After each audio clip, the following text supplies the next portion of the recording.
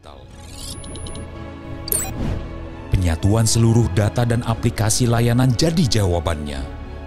Melalui pencanangan pusaka, Kementerian Agama siap menyongsong layanan keagamaan yang semakin prima. Terciptanya toleransi beragama merupakan syarat dari terpenuhinya hak-hak umat dalam menjalankan kehidupan sesuai ajaran agamanya masing-masing. Sementara, moderasi beragama yang menjadi ruhnya. Penguatan moderasi beragama pun dilakukan. Dalam 2 tahun terakhir, fokus penguatan kepada ASN Kementerian Agama. Hingga saat ini, pembinaan pun sudah diberikan kepada ribuan ASN Kementerian Agama. Nantinya. Assalamualaikum warahmatullahi wabarakatuh. Sahabat religi Kabupaten Gunung Kidul. Kembali kita berdiskusi di podcast Kemenak Gunung Kidul, dan alhamdulillah kali ini sudah hadir bersama kita Bapak Kepala Balai Diklat Keagamaan Semarang, Bapak Dr. Haji Muhammad Toha, SAG MSI. Assalamualaikum Bapak. Waalaikumsalam warahmatullahi wabarakatuh. Dan juga sudah hadir beliau Bapak Kepala Kantor Kementerian Agama Kabupaten Gunung Kidul menemani. Ini kangen-kangenan dengan sahabat. Oh iya. Bapak Dr. Andes Haji Sakban Nurani MA. Assalamualaikum Bapak. Assalamualaikum warahmatullahi wabarakatuh. Ya.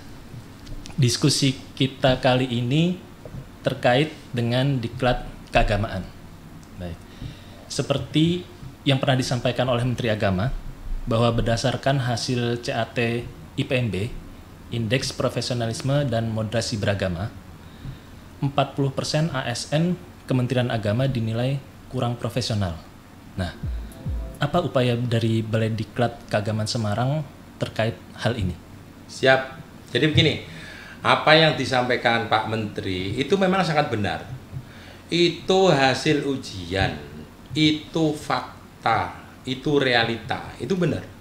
Maka Balai Diklat yang menjadi kawah candra di muka Kementerian Agama akan melakukan hal-hal menjawab dari hasil itu, yakni profesionalitas seorang karyawan itu kan bisa dibedakan. Profesionalitas tentang bagaimana dia melaksanakan tugas kedinasan dalam artian secara teknis.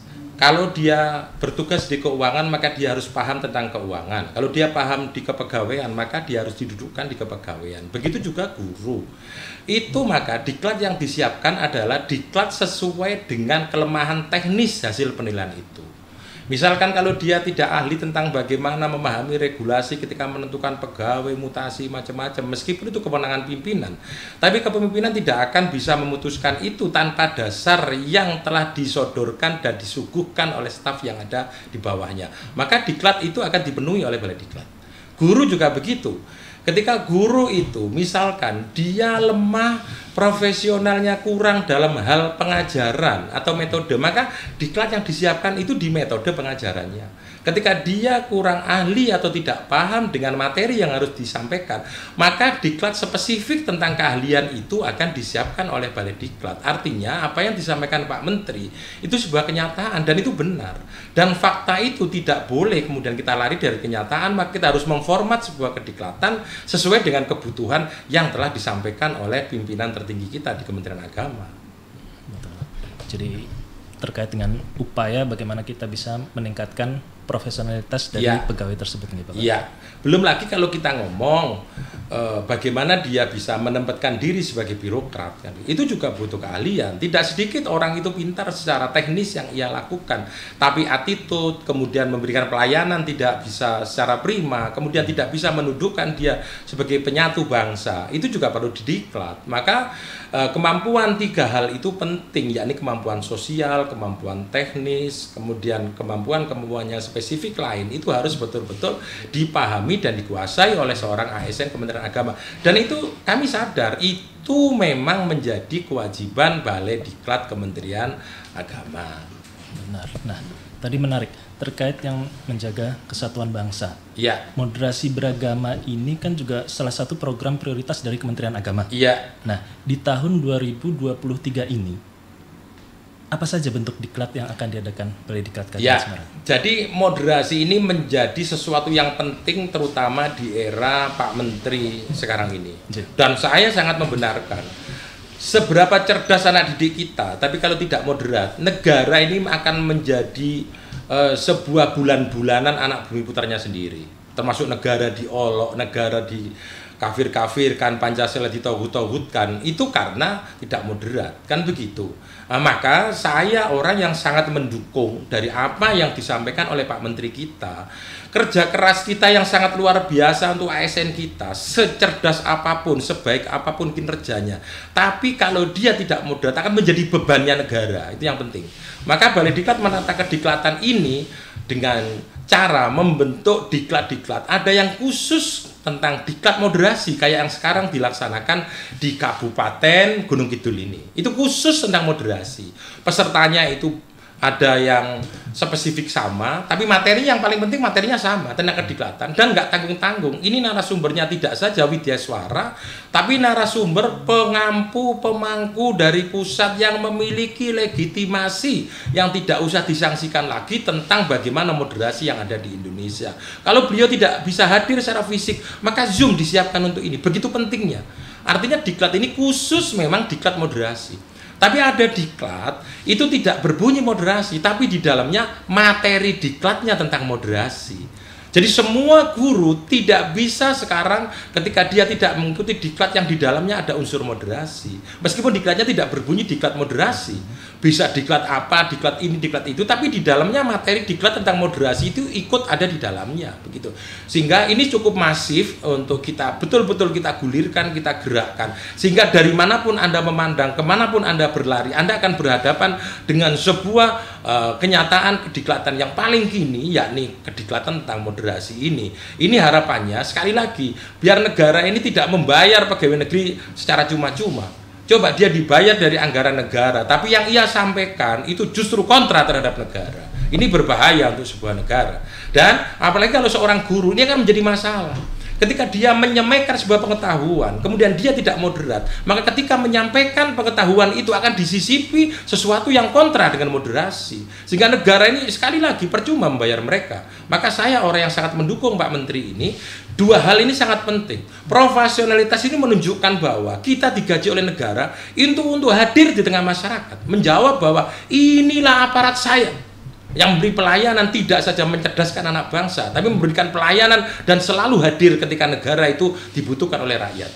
Yang kedua, aparat ASN kita yang dibayar oleh negara tidak menjadi kontra terhadap negara, tapi menyampaikan ide, menyampaikan paham. Tidak sedikit justru orang yang harus memberikan informasi tentang keberhasilan negara malah memutar fakta. Yang ini yang mengkhawatirkan yang ada di Republik tercinta ini. Maka saya orang yang paling mendukung, dan saya yakin sahabat saya tercinta Pak Sa'ban Nuroni seide dengan saya. Saya yakin itu pasti, karena kita sama-sama orang yang memiliki roh sama dan kecintaan kita kepada bangsa dan Kementerian Agama ini sudah teruji. Ya. Betul. Terima kasih Bapak. Baik Bapak, terkait dengan target yang harus kita capai tadi, bagaimana pembagian persentase kediklatan baik di teknis maupun di fungsional, dan juga persentase di moderasi beragama, ya. Dan juga bagaimana nanti apabila kebutuhan diklat itu lebih banyak dari ketersediaan pelaksanaan diklat. Ya, jadi begini, saya tadi sudah bercerita, apapun diklatnya, moderasi ada di dalamnya. Ada yang jelas-jelas bunyi diklat moderasi, ada yang diklat lain tapi di dalamnya ada kediklatan mata diklat moderasi. Itu yang pertama. Nah, yang perlu kita bahas di sini adalah bahwa semua yang level pemimpin atau siapa yang melaksanakan tugas fungsional itu berjalan seiring dan menerima materi yang sama. Itu yang paling penting. Sehingga moderasi itu tidak hanya wacana pada tataran pimpinan. Kalau tataran pimpinan saja yang betul-betul kita cekoki, kita hegemoni dengan diklat moderasi, kemudian anak buahnya tidak, itu begitu beratnya lokomotif menggeret gerbong yang demikian panjang, sementara gerbong yang panjang itu menghendaki untuk lepas dari lokomotifnya. Maka kediklatan yang kita bangun adalah di sisi manapun, level apapun, sektor manapun, bahkan siapapun yang melaksanakan kerja-kerja di bawah rumah besar Kementerian Agama, ada NIP-nya atau tidak, itu pada saatnya akan kita sasar semua. Dia akan merasakan bahwa inilah sebuah diklat yang wajib, yakni diklat yang berhubungan dengan moderasi agama atau kediklatan moderasi agama itu sendiri. Sehingga tidak hanya slogan pimpinan, tapi ini sebuah kenyataan, semua harus seiring, semua harus sejalan. Tidak ada yang keluar dari barisan, karena jelas komando Pak Menteri kita harus satu barisan. Barisan tidak akan bersatu ketika frekuensinya tidak sama, berpikirnya tidak sama, sudut pandangnya tidak sama. Saya yakin orang akan tidak bisa seiring dalam satu barisan. Maka ini harus betul-betul digalakkan mulai atas sampai bawah. Struktur apapun, fungsi apapun, berada dimanapun, status apapun harus sama merasakan itu. Bapak, ini yang lain hal ya. Bagaimana upaya Balai Diklat Keagamaan dalam melakukan peningkatan digitalisasi pelayanan diklat atau pengembangan SIM diklat? Baik, jadi kita sudah membuat terobosan-terobosan. Kalau dulu yang pertama diklat itu peserta diklat harus datang di Balai Diklat. Itu kosnya besar, tapi manfaatnya tidak terlalu besar. Karena habis untuk memberikan uang saku bagi pendatang. Maka kita berpikir pertama ada diklat dilakukan di tempat kerja. Maka sumur mendekati dengan sawah. Artinya penyiram yang mendekati sawahnya. Ini kosnya tetap tapi manfaatnya lebih besar. Kalau dulu yang dipanggil misalkan dari Gunung Kidul cukup 1 orang, tapi ketika narasumber yang satu itu datang untuk bersemai sekian puluh orang, ini sebuah fakta. Terobosan yang terbaru adalah kita sudah mempunyai diklat jarak jauh. Siapapun bisa mengakses itu dan tanpa biaya. Artinya persemaian itu tidak terhalang dan tidak terbatas dan waktu. Semuanya bisa untuk itu. Yang terjadi adalah di daerah harus menyiapkan guru-guru atau peserta diklat, dia harus paham dengan IT.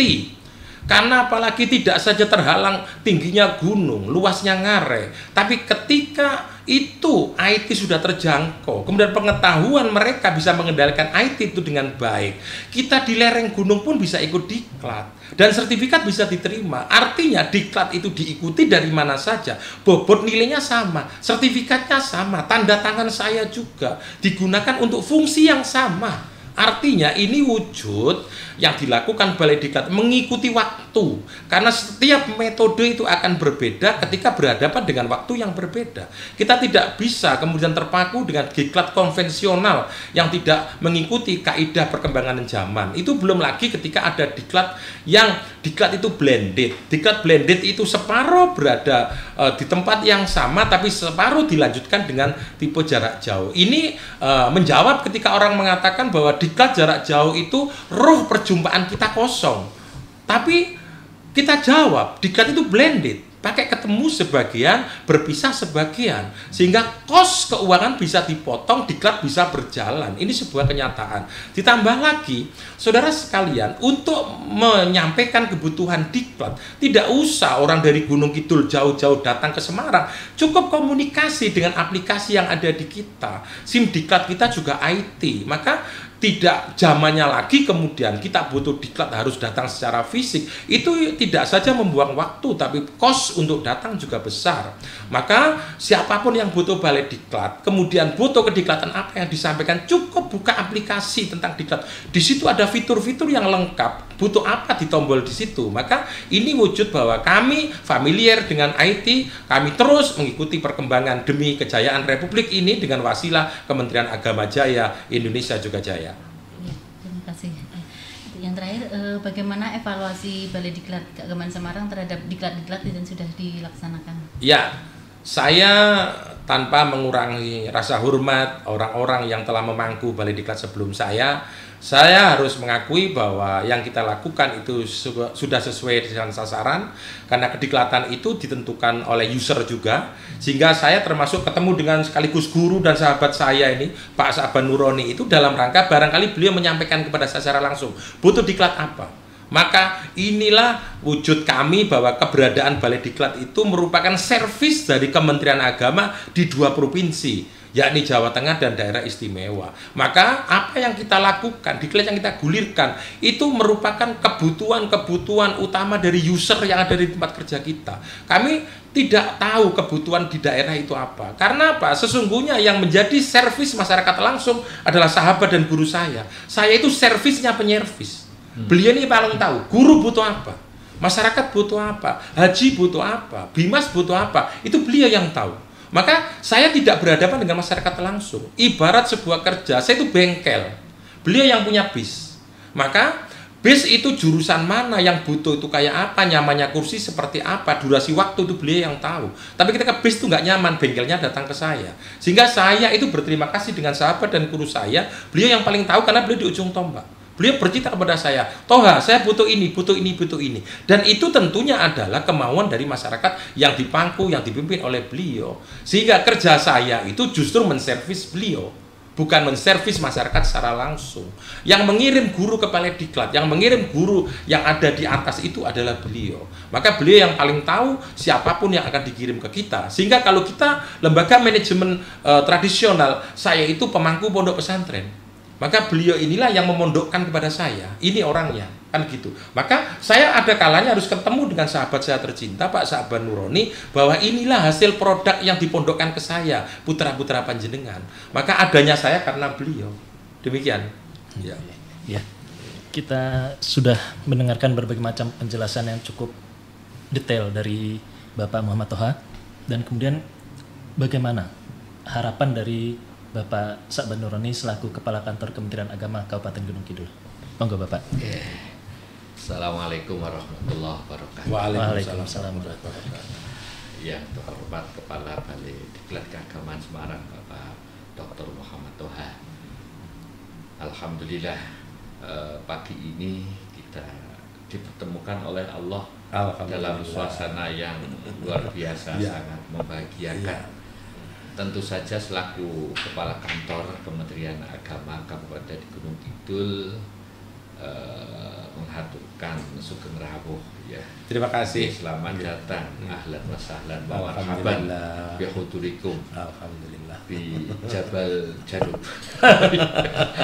Ya, di Gunung Kidul. Inilah Gunung Kidul yang sering image-kan orang ini terbelakang, miskin, banyak gunung, tetapi ketika hadir datang ke Gunung Kidul, insya Allah memukau, alhamdulillah ya, okay. Dimana saya sendiri yang bukan asli Gunung Kidul akhirnya menetapkan hati untuk tertambat di Gunung Kidul. Ya. Itu, dan terima kasih kepada Balai Diklat Keagamaan Semarang yang telah mempercayakan kepada kami di Kantor Kementerian Agama Kabupaten Gunung Kidul mengadakan diklat PDWK moderasi, gerak moderasi, penguatan moderasi beragama begitu ya. Nggih, inilah yang kita harapkan Bapak, karena 2 tahun yang lalu saya ditempatkan di Gunung Kidul, dimulailah program itu. Sementara ini kita melakukan sosialisasi dan program dari pusat itu kan moderasi beragama itu menjadi mainstream. Betul. Menjadi arus utama. Betul. Nah, disinilah ketika Balai Diklat ini sudah menyentuh kepada guru, kepada penyuluh, kepada kepala KUA, berarti nanti akan siap menjadikan arus utama moderasi beragama. Apalagi saya yang pernah mengikuti teori moderasi beragama ini sangat menarik ya, dan saya kira ini juga sangat menarik begitu, artinya sangat implementatif nantinya. Apalagi di guru. Jadi kita kemarin itu hanya bisa menyampaikan urgensi moderasi beragama, tapi bagaimana implementasinya ke siswa, disinilah diklat ini mengajarkan atau memberikan tips ke arah sana, sehingga kami harus berterima kasih, jazakumullah aksana jaza kepada Balai Diklat Keagamaan Semarang. Itu. Dan harapan kita ini apa yang tadi disampaikan oleh Bapak Kepala Balai bahwa 40% ya ini kemudian bisa mengurangi lagi karena model diklat sekarang ini ternyata online tidak harus hadir ke Balai Diklat begitu, dan betul tadi bisa menyemai bibit lebih banyak, karena tidak harus datang ke Semarang, dan peserta namanya juga senang Bapak ya, karena setiap hari bisa ketemu dengan keluarga. Nah, karena memang pertemuan dan keluarga inilah yang menjadikan semangat hidup kita ini terus terjaga, terus terjaga. Kalau ke Semarang harus berpisah dengan anak istri ini tentunya kan apa ya, sekurang-kurangnya pikirannya tercabang-cabang. Betul, tercabang. Fisiknya di Semarang, ya, rohnya di Gunung Kidul. Gitu. Ya, ini kan hanya ini, dan tentu saja ini luar biasa, dan harapan kita ini terus dikembangkan karena kemudian kita Kementerian Agama Gunung Kidul dengan jumlah pegawai 810 Bapak itu tersebar di madrasah sejak di MI, kemudian di MTS, di MA baik negeri ataupun swasta, di KUA dengan 18 KUA kita itu terbanyak di DIY dengan luasan wilayah ini juga paling luas. Paling luas 30% wilayah DIY itu di Gunung Kidul. Berarti luas sekali ya? Luas sekali. Tapi penduduknya itu paling sedikit. Iya, karena banyak gunung-gunung itu. Dan ini sekarang sudah dengan adanya apa ya, destinasi wisata yang menarik ini kemudian mau tidak mau kemudian merubah apa ya, cara hidup, pola hidup dari masyarakat. Maka disinilah saya memandang bahwa penguatan agama ini harus terus ditingkatkan begitu, karena hanya dengan agama lah kemudian hidup kita itu jadi terarah. Itu JJLS, jadi jalur lintas selatan ini sudah hampir tersambung. Melintasi Gunung Kidul dari Pacitan Bapak. Pacitan, Wonogiri, terus Gunung Kidul yang selatan sampai kemudian sampai bandara. Ini sudah tinggal beberapa kilometer. Dan sudah ada lembaga yang tertarik untuk pendidikan di sana. Ada apa ya, Asalam itu sudah buka di pinggir pantai. Berarti posisi selatan, Pak? Selatan mentok pantai. Nah, itu. Ini menariknya di situ begitu. Maka ke depan ini perkembangan masyarakat Gunung Kidul saya yakin kok akan tambah berubah drastis begitu. Maka dari itu Kementerian Agama saya kira ini harus terus-menerus ditingkatkan profesionalismenya begitu ya. Kalau dulu ketika saya itu diklat adum, saya ketika diklat adum di Balai Diklat dulu itu masih zaman adum. Semarang Pak? Semarang, itu masih calon kepala KUA dulu itu untuk menjadi seorang yang profesional kan syaratnya 3 yaitu knowledge, skill, dan attitude begitulah. Nah, disinilah kemampuan, pengetahuan, tugas yang diembankan kepada pegawai ini harus terus-menerus ditingkatkan, dan ini sudah yang memang agak lama sulit ini kan masalah attitude ya. Kalau skill itu kalau terus-menerus attitude. Dan disinilah barangkali profesionalitas ini menemukan apa ya, tantangan begitu ya, attitude begitu. Apalagi kita berhadapan dengan pegawai yang memang diproduk jangan dulu lama begitu, jadi etosnya rendah. Betul. Itu menjadi beban kantor dan beban negara. Kan begitu. Adanya itu kalau saya ngomong agak keras kan tidak memberikan kontribusi maksimal. Wujuduhu keadaan. Bahkan kalau tidak ada malah teman-temannya senang. Itu yang itu yang paling berat. Kerja berat itu tantangannya di situ. Sehingga ada istilah Jawa kurang ning yo luwe. Iya. Kurang artinya dari sisi fungsi. Iya. Ini kurang.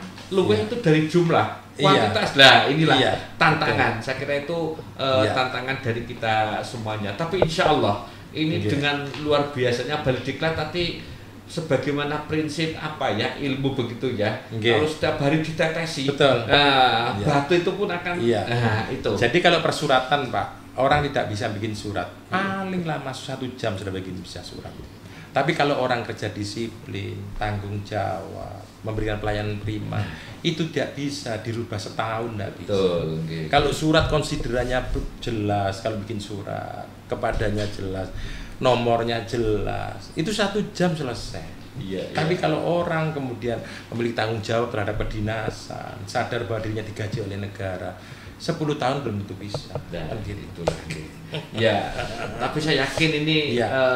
diklat-diklat yang dikembangkan oleh Balediklat ini nanti akan Iya. merubah mindset, mindset. begitu ya, Betul. begitu. Oke. Iya. Itu dan moderasi beragama saya sangat sepakat dengan Bapak Kepala Balediklat tadi bahwa kita harus mengembangkan suatu pemahaman bahwa antara agama dengan negara, Iya.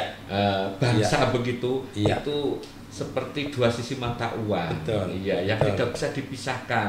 Kita bisa bekerja dengan nyaman, aman, beribadah dengan nyaman, aman Betul. kalau negaranya itu aman. Negara Betul. bisa aman kalau betul kita itu dalam satu satu visi misi cara mandang negara begitu. Iya. Iya. Sehingga kemudian tadi dingendikake Iya.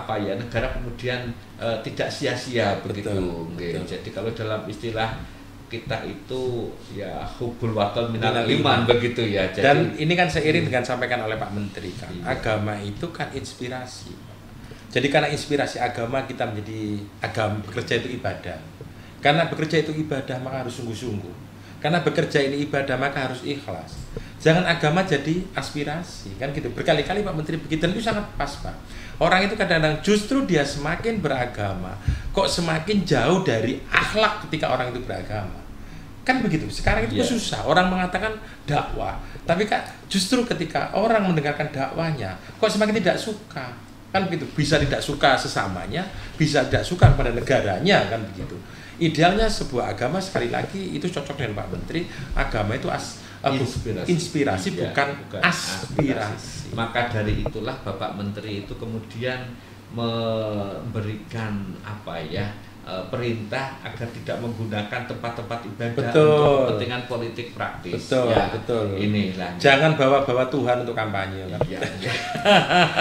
Jadi harapan dari Kementerian Agama seperti itu dan ini sudah mulai maujud begitu Iya, ya di iya. tengah-tengah ASN dan tentu saja kita mendoakan kepada jajaran Balediklat Keagamaan Semarang Nggih. yang merupakan tadi Kawah Candra di muka. Nah, Nggih. ini menjadikan kita semuanya ini mempunyai profesionalisme dan juga mempunyai moderasi beragama, Nggih. sikap, sifat dan cara pandang yang moderat sehingga negara kita itu semakin kuat, agama yang ada di Indonesia itu semakin Betul. bisa Betul. menjadi inspirasi Nggih. tadi. Nggih. Ya, Nggih. nggih. Berbeda boleh, Nggih. tapi jangan Nggih. saling menjelekkan. Nggih. Bahkan ada satu ungkapan Pak, kalau kita tidak bisa menyamakan agama dan memang tidak bisa disamakan karena pembawanya beda, eranya beda, kita nggak bisa menyamakan agama. Tapi ada satu hal, sampaikan bahwa kita itu sama-sama orang yang beragama. Musuh kita bukan agama lain, tapi mereka yang anti agama. Kan begitu Pak. Jadi kita itu sama-sama orang beragama. Memang agama kita nggak sama. Maka musuh kita adalah mereka yang anti agama. Kan gitu. Oke, nggih. Barangkali itu apa yang perlu kami sampaikan, harapan, doa dan Nggih. sekaligus semangat kita Nggih, gitu betul, untuk betul. bersama-sama. Nggih. Kami yang berada di ujung Tombak kemasyarakatan ini. masyarakat. Nah, Iya, ini iya. berterima kasih kepada Iya, Kepala iya. Balediklat atas Iya. kehadiran beliau berkenan di ruangan ini dan ini kita share ke niki ya seluruh jaringan, sehingga apa yang Bapak tadi sampaikan akan didengar oleh seluruh pegawai. Dan saya secara pribadi berterima kasih Pak, Bapak sudah berbuat baik untuk masyarakat di sini, terbukti diklat kita difasilitasi dengan baik. Kalau Bapak tidak berkearifan, tentunya kan tidak bisa memfasilitasi demikian. Saya terima kasih sebagai Kepala Balai, dan secara pribadi pula saya bangga ketemu sahabat saya lama, sekaligus guru saya. Tidak saja bisa berbincang-bincang, tapi melepas kangen di antara beliau. Oke, terima kasih dari saya. Baik, terima kasih. Sungguh menarik memang diskusi kita kali ini, tapi memang karena keterbatasan waktu. Jadi seperti yang sudah disampaikan oleh Bapak Kepala Kantor Pak Saban Nuroni, semoga berbagai macam diklat yang sudah diadakan oleh Balai Diklat Keagamaan, khususnya Balai Diklat Keagamaan Semarang ini dapat meningkatkan profesionalisme dan juga moderasi ASN Kementerian Agama khususnya di Kabupaten Gunung Kidul ini. Terima kasih atas kehadiran Bapak Kepala Balai Diklat Keagamaan Semarang, Bapak Dr. Muhammad Toha, SAG MSI, dan juga Bapak Kepala Kantor Kementerian Agama Kabupaten Gunung Kidul, Bapak Dr. Andes Haji Saban Nuroni MA. Demikian sahabat religi Gunung Kidul, diskusi kita kali ini. Semoga bermanfaat dan nantikan diskusi kita berikutnya. Terima kasih. Assalamualaikum warahmatullahi wabarakatuh. Waalaikumsalam warahmatullahi wabarakatuh.